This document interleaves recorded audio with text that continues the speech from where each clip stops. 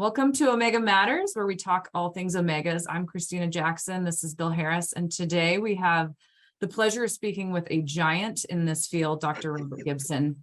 He is a senior research fellow and professor of food science and nutrition at the University of Adelaide in South Australia, among many other titles. At his core, he is a biochemist and a nutritionist, has published 260 peer-reviewed papers in high-impact journals like the New England Journal of Medicine. And he's conducted many large-scale trials in nutrition, particularly during the perinatal period, and currently spearheading a pilot project to measure omega-3 status in pregnant women as standard of care in Australia. So thank you so much for joining us today, Bob. We are excited to talk to you. You're very, very welcome. It's lovely seeing you both. It's nice to be able to reach out like this. It's really, we're on different continents, but we're both cold, by the way. We're having a very cold spring, and you guys are into an early autumn, I guess. Yes, we are. Right. I mean, we're having normal cold, but that's too bad to have a cold spring. It's supposed to be cold now. So we could talk to you about many, many things. You have a long and illustrious career, but today we thought you just published a really interesting paper in the New England Journal of Medicine. And so we thought we'd kind of start there and talk about that paper. So basically, I would like you to kind of set up the study for us. It was about in premature infants, giving them DHA and then following up later on in life on their cognitive function. So if you want to kind of set the stage for why you did the study in the first place and the follow-up, all of that.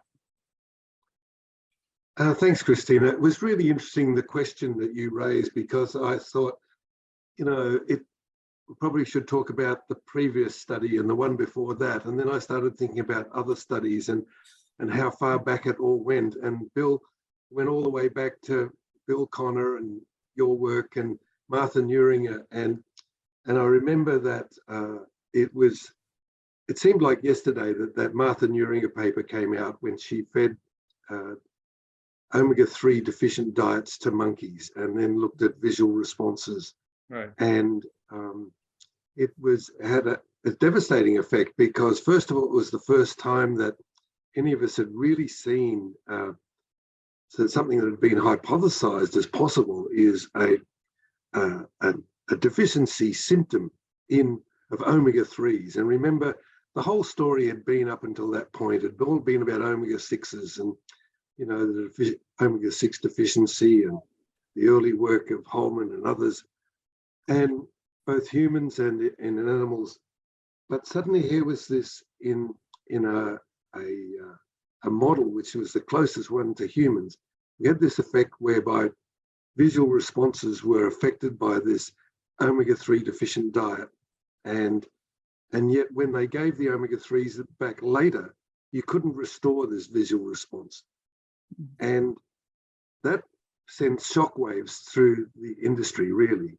And then Ricardo Wawi, a few years later, followed that up with a preterm study. And he had a small group, about 10 per group, I think it was, of infants who had fed either a standard preterm infant formula or formula with extra alpha-linolenic acid, the precursor of DHA, or a marine source of omega-3 fatty acids. And again, he found that the visual response was way better in those receiving the omega-3s, whether they're a marine source or the vegetable source. So those shockwaves went through the formula industry. And it reminded me that at that time, Bill, you may remember this, but the infant formulas of the time, they were heavily favored omega-6. There were massive levels of linoleic acid in the formula. There was one formula that was commonly used at the time that had 70% of the fatty acids in the form of linoleic acid. So they were highly deficient in omega-3 fatty acid, in particular alpha-linolenic acid. And really that carried on for some years afterwards. And much of the work that then became controversial about whether omega-3s were needed in infants or not were a bit muddied, particularly in the term infant area, by the fact that some infant formula companies moved and got their alpha-linolenic acid levels up to above 2% of the total fatty acids. And others were kind of a bit slower. So if you look back at the literature now, it all seems so obvious to us that, if you got a benefit effect of fish oil in a term infant study, it was because probably the base formula was deficient in alpha-linolenic acid, in omega-3s. So you have this crazy thing going on, whereby you really had infant formulas that were kind of low in omega-3s, that they were the poor cousin of the fatty acid world. Then the industry caught up and they worked out ways of putting in DHA into infant formulas, and whether it had been proved one way or not, whether the infant formulas needed DHA, they went ahead and put them in. And so it pretty much became a situation where you almost could not do a study anymore in a study without DHA. And so that's really where we're at with the term infants, really. But the level of DHA they put in was about the same level that's common, say, in the breast milk of American moms. So it was a relatively low level. And we did calculations that estimated that the level of DHA that was needed in the diet of a preterm infant was much higher. Lapelm, for example, estimated that they needed 60 milligrams per kilogram per day. And that's not what they're going to get from infant formulas or from human breast milk. So we decided that we really needed to address this head on and in these preterm infants, since it was impossible to really do meaningful studies in the term infants anymore. And the greatest need was, hypothesized to be in those infants that were born less than 37 weeks G8. So the first study we did, we called DINO, and it was about 600 infants that were born less than 31 weeks gestation, and we gave them, tried to give them a diet that was enriched in DHA, and we did that by intervening through the mother. So we gave the mother fish oil capsules or soybean capsules, and basically then that would enrich the breast milk, because all infants in Australia at that time were getting express breast milk. And so it seemed like that was a great idea to see if we could test the hypothesis that omega-3s were really essential and needed to be at a certain level for preterm infants. Well, the results were kind of mixed, actually. And like so many of our studies, we do these really well-designed studies with huge numbers, and in the end, you end up with an equivocal result. And it's so frustrating, but it does highlight the enormous variation there is in humans. And really, I think if I could get amnesia and go back to the old days when we did studies with 20 infants and you got an effect and you could talk about it forever. Yeah. They were the good days, but sadly it wasn't the truth. And really, when you do the power calculations, you need big numbers. But in the DINO study that we published in JAMA, that we got some short-term benefits in measuring neurodevelopment and visual development, mainly in girls, but also in the infants that were born less than 1,250 grams. But when we followed those infants up at when they became children at 7 years of age, there was no difference. We couldn't see any beneficial effects whatsoever. And I have to say that it was a really great learning experience. One, how to do really big trials in preterm infants. Number two, the things that we needed to have at hand. And we realized two things, is that number one, the studies needed to be bigger. Secondly, we needed to make sure that the supplement got to the infants sooner, right from the very beginning. And so we decided to abandon the idea of trying to intervene through the mother. Rather, we developed an emulsion, which we gave intravenously into the infant right from the word go, because they've already got lines inserted in them to deliver nutrients to them. So it was a way of getting a high dose from day one. And also we realized that we had to monitor what was going on in the blood of these babies. So we had to develop a dry blood spot test, much as the same way that you've done, Bill, and so that we could afford to measure the babies both at the start and at the end of intervention. And interestingly, the intervention was such that we wanted to make sure that we got enough, and so we estimated that the amount they needed was around about 60 milligrams per kilogram per day, and we went ahead and did the study. And as you know, it was a big study. There's 1,273 infants in that study, and we enrolled from a large number of neonatal units right across Australia, New Zealand, and Singapore. So we had a really diverse population, so we could be representative of the neonatal population of the world. It wasn't just some little centre in Adelaide or Aquaron, Ohio, or something like that. It was broad-based. And all along, we needed two outcomes. One was a short-term outcome that was clinically meaningful, and the second was one that was neurologically meaningful and we could test.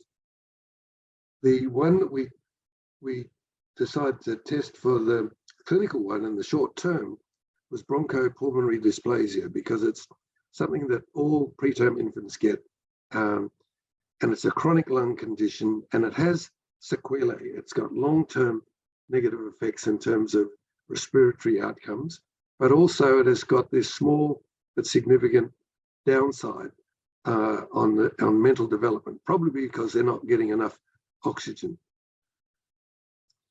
And we, from our Dino study, it seemed like there was less lung disease in those infants, and so we thought this is going to be the ideal, great outcome for us to follow. Okay, so you know, after 5 years of incredibly hard work, I can't tell you how difficult that study was to do, but we finally broke the code after all the analysis, and I can still remember the day when the statistician came in and he was shaking.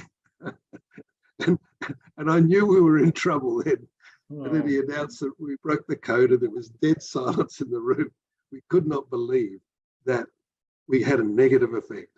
After all of that background work, the Dino study and showed so much promise. And then when we did the big powered study, we found that there was a slight negative effect on bronchopulmonary dysplasia at that time. Oh, you don't mean just neutral, you mean negative. It was negative. It was minus about 13%. 13% worse. So the scores were, for the BPD incidence was 49% in the DHA group and about 44% in the control group. I mean, this is not what you want as a scientist, you know, and as a clinician scientist, you're working with great team, and you only can, of course, can get permission to do studies when you're trying to do good. You're not trying to do harm. I have to say that I think it probably took us about a year to recover from that. It really shook us to the core, and we had to think very carefully through what we were going to do about that. But fortunately, we had organized right from the very beginning. The second outcome was always going to be neurodevelopment at 5 years. That was always that's what it was designed to do. That's what the numbers were there for. Obviously, we didn't need to be able to measure the IQ in all of the infants, but and then another wonderful thing happened to us when we decided to get together and we started to round up the children to look at the neural development. We had this thing called COVID, and suddenly we couldn't bring kids into the hospital. There was a complete ban on bringing children in to the hospital unless they had a clinical condition that needed treatment. So all clinical trials were stopped from that point of view. So we had to work out ways of being able to reach out and do tests in community centres, in homes, in all sorts of conditions. But we managed to get, over, I think it was about 480 of those children, which was more than enough to be able to assess the neurodevelopment of those children. And I have to say that, just going back just one little bit, is that, remember, all of the early studies were using the Bailey's score of neurodevelopment. That was the only thing we had, and probably still have, for assessing neurodevelopment in infants at an early age. But it turns out it's a great test for determining whether a child has got a severe mental delay, but it is not very sensitive, and it's absolutely non-predictive of later neurodevelopment about what your IQ is going to be. Mm-hmm. So a lot of that early work that we did, we did so much, so hundreds and hundreds of children that we tested Bailey's on. Yeah. Really, it was not very useful. So we had to wait for these children to get to be 5 so that they could do full-scale tests, proper IQ tests that meant something and had 100% or close to that predictive nature for mature IQ. And of course, that's the paper we reported in the New England paper. And we found a clear 3.5 point IQ advantage for those infants who received the DHA compared with the control group. And remember, the control group are also getting DHA. They're getting the standard treatment of the day.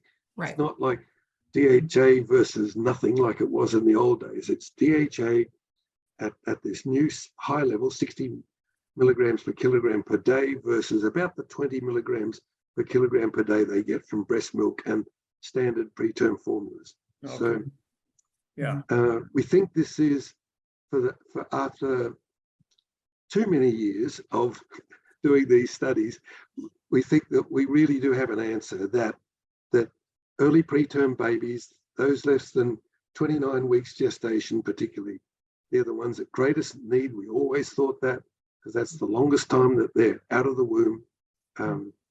And they're likely to get the greatest benefit, and clearly there is a benefit, and we need to get more into them. The big problem that the clinicians are facing now is this cost-benefit ratio. There's a benefit in neurodevelopment, and remember that there is no other treatment. There's no other treatment to enhance neurodevelopment in children other than DHA. There's no magic pill somewhere that the pharmaceutical industry has developed. The only thing we've got is DHA. What about arachidonate? Where's the play in there? Well, I must admit that even from the earliest days, I've never been a fan of arachidonic acid in any of its forms. We've never been able to see any benefit of it whatsoever. Certainly, in all of our analyses and sub-analyses, when we looked at the relationship between neurodevelopment and any other fatty acid in the blood, arachidonic acid had never entered into it. Okay. And in the earliest days, when we looked at the brains of children who had unfortunately died of sudden infant death and other tragic circumstances, we looked at breastfed babies versus those who had been fed infant formula of the day. And remember, again, they were low omega-3 formulas of those days. And you look at the brain fatty acid patterns, and there was a post-birth, there's this really large increase in arachidonic acid in the brain. It happens, but it's quite independent of diet. Whether you're breastfed or formula fed made no difference. But the DHA, there was a huge difference between the levels of DHA in the brain compared to the breast versus the formula fed infants at that time. So we've never been able to see any relationship between arachidonic acid in the formulas, in the diet, in the breast milk, whatever, and neural outcome. Yeah. So your age group were before 29 weeks, right? We think of, before 34 as sort of early preterm birth. Has it been tested at that age too, or is that? Well, that's essentially what we did in the previous study, in the Dino study. They were less than 31 weeks. Yeah. You're quite right, Bill. I mean, 34 weeks is our early preterm cutoff. That is, and it's really interesting that if you look at the more serious of all the things, and that is mortality. Mortality for a preterm infant born 34 weeks or above is absolutely what it is for term infants. There's no difference. Yeah. But every week you go below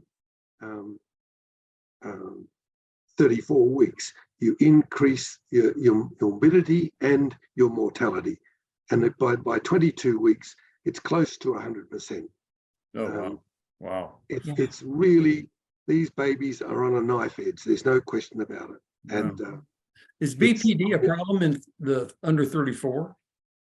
Sorry? Is the bronchopulmonary dysplasia a problem in the early preterm birth? I mean, absolutely. Under 34. It's even at that age, there is, most infants get it. We're not entirely sure about BPD, about what causes it, whether it's about the massive intervention that you have to do to keep these kids alive. They're all intubated, they can't suckle. So they've got many things going wrong with them. The causes are multifarious, and there's no single cause, but many of them are to do with the intubation and the whole fact of the interventions we got to initiate to keep them alive. Sepsis is another common thing. I mean, you're putting lines into these babies and you're doing things, all of these things just keep them alive, but they've all got a risk factor. And the big challenge now for the neonatal world is, the result of our work is, what are they going to do about it? You've got this tiny risk of increased risk of BPD as a result of giving DHA, but on the hand, you've got this really positive benefit effect of neurodevelopment. Some of the neonatologists say to us, BPD, we're handling it all the time. We've been handling it for 30 years. We know what to do. Okay. They don't see it as a problem. But others are worried very much. But they say, well, the neurodevelopment is not their concern. That's for the pediatricians. We're going to handball, as we say in Australia. We're going to pass that on, and they can look after it. So we've spoken to. We presented at neonatal conferences in Europe earlier this year, and there was a lot of debate about it. And that's not our role. Now it's in the world of the clinicians, and they have to decide. And the various governing bodies of neonatologists need to decide what is the best way forward. So the colleges will all get involved, American College of Pediatrics and so forth. They will all get involved now and say, what are we going to do about it? What is the recommendation? And it's certainly not clear in Australia anyway. Yet that has not been done, but it's on the cards, and there's active debate, I'd say. Yeah. And do you expect, if you looked at the kids at 7 or 10 years old, would you still see something?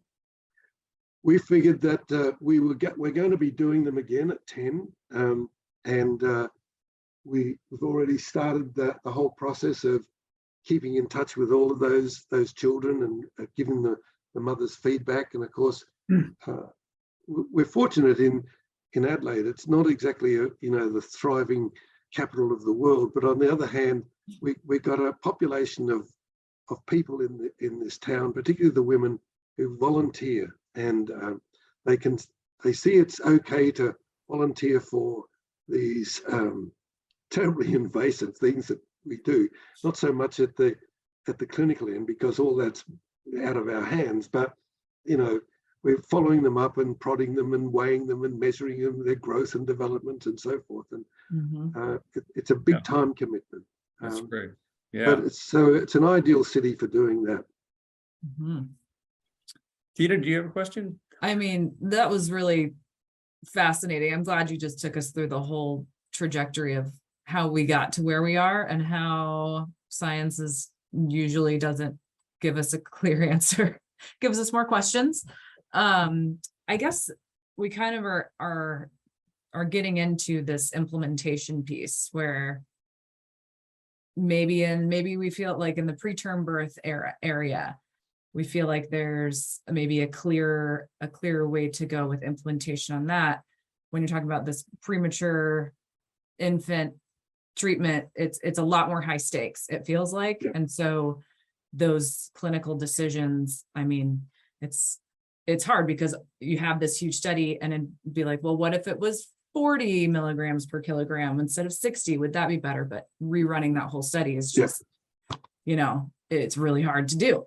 But so I guess you are kind of in both ways, you're interacting with implementation with clinicians, with the state, with giving recommendations. What have you learned through that process? What's been in either case, I guess?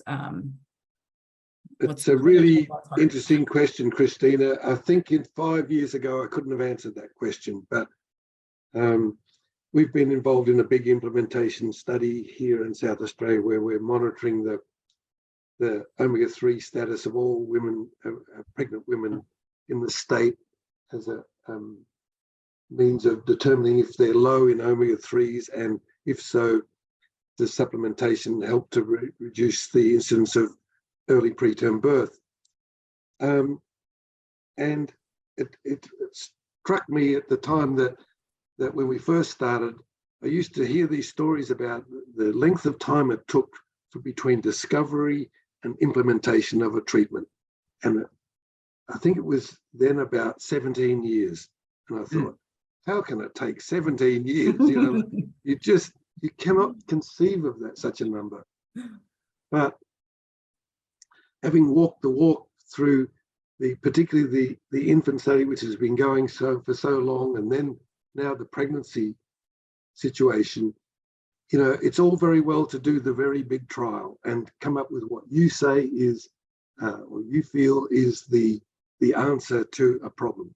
You've done the systematic reviews and meta-analyses. You've done the largest clinical trial. You've published in New England. It gets you nowhere. It might get you another grant, maybe, but not necessarily. And because the real thing is how are you going to help people? I mean, I'm in this racket not to make money. I mean, I'm a scientist. We never made a cent, and it's because you want to do good, and you're trying to improve the lot of people. And if there's something I can do within the nutritional realm, that's what I've dedicated my life to. Sounds very grandiose, but it's been a driving passion. I got really shocked when we finished the big trial in pregnancy, the ORIP trial, and we got this clear answer about the need for the omega-3s to prevent early preterm birth. It confirmed the work of Susan and others. But, we found that there was, because we'd monitored the levels of omega-3s in the women, there were this population of women who were at risk. They were the ones that had the lowest level of omega-3s in their blood. And we published the paper, and then we thought, well, what are we going to do about it? You just cannot just sit on your hands. We are morally obligated to do something about it. We had limited resources. So we had to try to hassle around and try to find out ways of, how can we make our few research dollars stretch to do something? In this state, we've got a state pathology service which collects the serum of all pregnant women to screen for what may be inborn errors or genetic errors of metabolism. So They collect at least 85% of all the pregnant women. Mhm. So when we had to develop, we thought, okay, we can get into partnership with them. Well, that took 18 months of Yeah. negotiations, you know. Yeah. Why? Because they've got this smooth running machine, you know. The Mhm. blood gets taken, it gets subdivided, it goes to this great big room where there's this big computer thing goes, and there's all subsampling going, and thousands of different tests have done, and it's all logged and it's all on computer. You can't just go and grab a sample, you know. It's like you've got to fit in with that sort of system, and you've got to work out a way of doing it. It took 18 months to get that. Then we took us another while to demonstrate that if we could get a system of measuring the serum fatty acids in a single vial, so that we could do the whole thing in one vial, put all the reagents in, you know, shake it up, wave your hands about, stick it on the machine and measure it. Yeah. And so that took a while to validate that. Then, but the great thing then is the communication. And Bill and Kristina, this is something you know about, and we are so lost in, but is how do you get out there? How do you get the message out there? How do you tell the moms? You know, you're competing with the manufacturers of diapers. You're competing with the nutraceuticals. It's vitamin D. It's this. It's that. It's inositol. It's folate. You must take this. You must take that.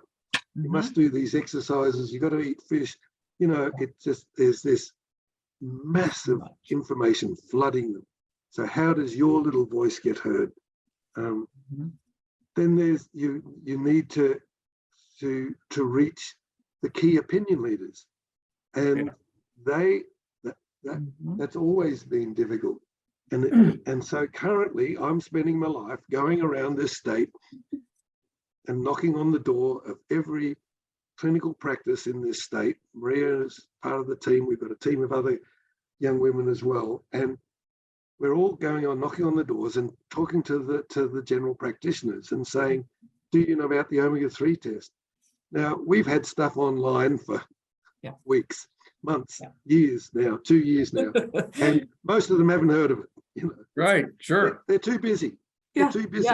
You know, they got a backlog of patients. They are overwhelmed. You know, so we are in, you know, this translation, implementation side of things, and currently we've done about 6,500 pregnant women in this state. It only represents about 35% of the live births. We want to get it up to 80% so that we get meaningful numbers, so that we can do two things. Number one is show definitely that such a program of screen and treat is actually going to be beneficial in terms of reduced numbers of infants in the neonatal unit, and that's reduced costs to the hospital system as a whole, and that there are benefits and that it's cost efficient. And then how much did all this cost? How much is this money saved? Right. So when you talk to me about implementation, and I start looking at, you know, this paper that I published in New England, and you ask me, what are you planning about implementation? I go quite weak at the knees, because I'm thinking, oh no, not again, you know. But we have to. So we're meeting, and we first of all need guidance from the clinicians to say, what is this something you're going to endorse? Is this something that you've made the decision that yes, we have to increase the level of DHA? And fortunately, we've only got perhaps two groups that we need to really focus on. One's going to be the infant formula manufacturers, and the other is the neonatologists. And we won't have to reach the moms or the general practitioners, because all the treatment of neonates happens in the neonatal unit, in the NICUs. At least it's a more focused group than. But as you can see from the beard, Kristina, I'm an old man, and I just want to go fishing. You know? When are you going fishing, Bob? When are you gonna wrap it Yeah. up? Well, I'm not going to, I'm just going to keep on going until they put me in the box, I think. Right. Oh, Yeah. great It's, stuff. well, I'm having too much fun, Bill, really. I mean, I do know. get More fun than tired from fishing. time to time, but Yeah.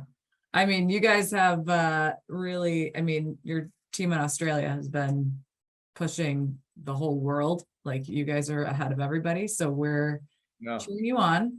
We see the same issues implementation wise and where it needs to go, but it is kind of that slow burn, I feel like. And it'll be fun to see where it goes in the next 20 or so years, you know? You're gonna have to carry it, Tina. Well, gonna find absolutely. I some- mean, that's why I married young, because Maria can carry it on. That's right. We keep passing it. Great. Exactly. Good plan. This was I'm sure that- wonderful. I'm sure that was the plan all along, right, Bob? Yeah. I just all need about to- science. That's all right. Anyway, enough. Go ahead. That's good. Well, thank you so much for giving us your time and this great story. And we will be watching what you guys do and cheering you on and hopefully getting to collaborate here in the US, doing our own. Thanks, guys. It's nice chatting to you, and it's been nice actually interacting a bit too on the academic side. Mhm. I'm sure we've got some really good, what do they call it? Something active discussions, Yeah. disagreements, Oh, yeah. Right. Yeah, absolutely. fights to come, and I'm looking forward to it. I love it. Yes. We'll see you in July in France. Yeah, well, hopefully. Yeah. Yes, I mean we're planning to. We've got invitations, and but Good. we not quite haven't got enough courage yet to actually book the flights because Yeah. it's chaos in the airline industry at the moment. Yep. Yep. Good. This should be a good meeting. That'd Thank be you, great. Bob. Thanks so much. Hi to Maria. Yeah. Take care. See you guys. Bye-bye. Bye.